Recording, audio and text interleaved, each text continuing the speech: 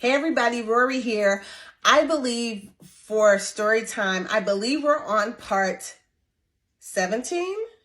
If we're not, I'm going to post whatever part we're on in the corner. But anyway, so I'm Rorree with the Goddess Isis Coven, and I am here just to impart some positive words and to share a little bit with you about my journey, where I am, and to assist you in this ascension process. We are in an ascension process, and we are actually at the tail end of an ascension process. And towards the end of the process, we will be having a retreat. So definitely stay tuned for that. We have a community called the Goddess Isis Coven. You can go there, goddessisiscoven.com, and become a member. Initially, we opened only for women because that's what I was instructed to do by Mother God. Now, as of December, we opened the doors up again to men. But at one point, we had to just cut it down for a minute, and the men kind of just sat aside for a moment.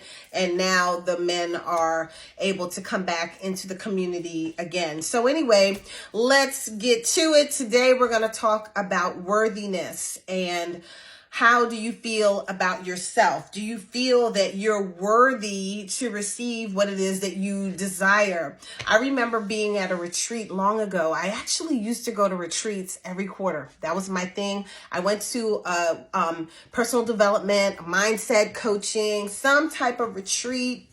I would always go at least every quarter and spend several days just getting myself together. And one of the reasons I did that was because I worked with thousands of people. I was coaching all day long, and I had to reset. I had to release and reset and regroup and get myself together. So I'm sharing this because these are things that you guys may want to incorporate into your lives. And in our community, to me, our community is like a retreat because we have courses going on at all times.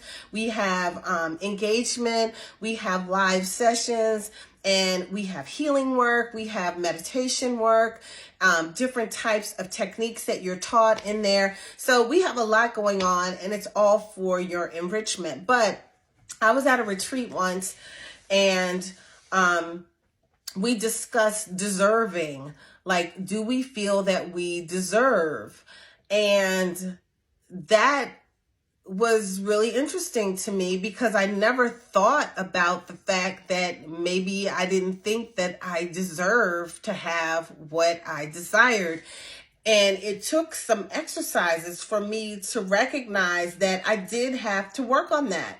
I had to work on knowing with absolute certainty that I deserve to have the desires of my heart. I deserve that. You know, sometimes we are taught to be so humble and to be so giving all the time. And we forget that it is fine to receive as well. You know, sometimes, especially, growing up as a PK, I always, it was always about giving service to others. But I'm not saying we should be selfish, but we should think of ourselves and know that we deserve to receive as well. Sometimes I would look at other people and they were always receiving. And I'd be like, when I'm going to get something? I mean, I'm just being honest.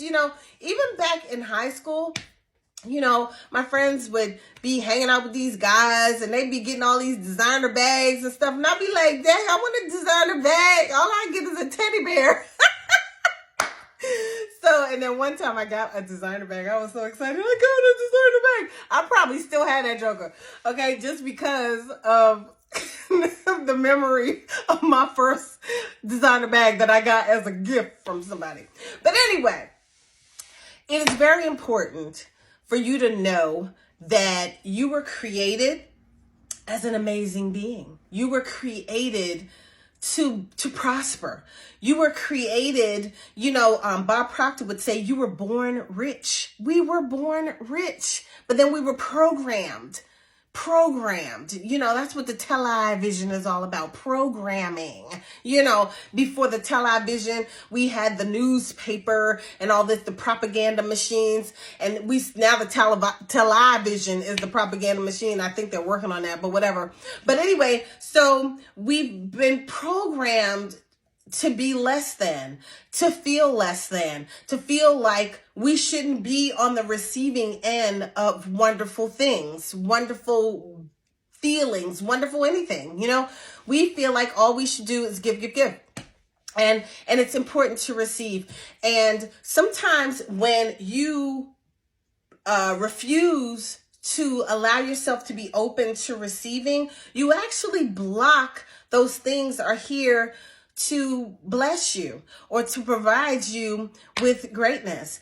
And I used to hear the term all the time, a closed fist can neither give nor receive. So you have to be willing to open your fists, open your heart, even if it has been wounded. Open it up, heal it, and open it, so that you can receive. You can, and you deserve it. Some of you have been in tumultuous relationships, either with a mate or with family. Forgive them. Forgive yourself. Sometimes we beat ourselves up because we allowed something to go on longer than we think it should have gone on, when in all actuality, everything is on purpose. And when you're finished learning your lesson, you'll move on from that lesson, So anyway, I know I've talked about a number of things. And again, if you haven't watched the previous videos in this series, I was told to do this by Source Creator. I was told to not have a script and just come and be totally me and share whatever is placed on my heart. So I want you all to know that you are worthy of having the desires of your heart. And you have to know that with absolute certainty. Know with absolute certainty that you're a beautiful being. Know that you're beautiful in whatever skin you are in, with all of your perfect imperfections, as John Legend would say. Okay, you guys, I'll see y'all in the next one.